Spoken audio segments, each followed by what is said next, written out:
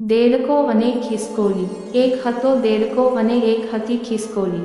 એક દિવસ બંનેને ભાઈબંધી થઈ। રોજ બંને સાથે સાથે રમે ને મજા કરે।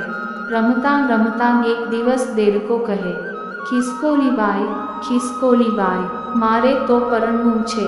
ખિસકોલી કહે, ઓહો, એમાં તે કેટલી વાર? ચાલ ને હમણાં જ પરણાવું। તને પરણાવતાં કેટલી વાર? કહે તો રાજાની દીકરી પરણાવું। દેડકો કહે, ચાલ ત્યારે। ખિસકોલી ને દેડકાભાઈ તો ચાલ્યા। ચાલતાં ચાલતાં રસ્તે એક મોટું તાડનું ઝાડ આવ્યું।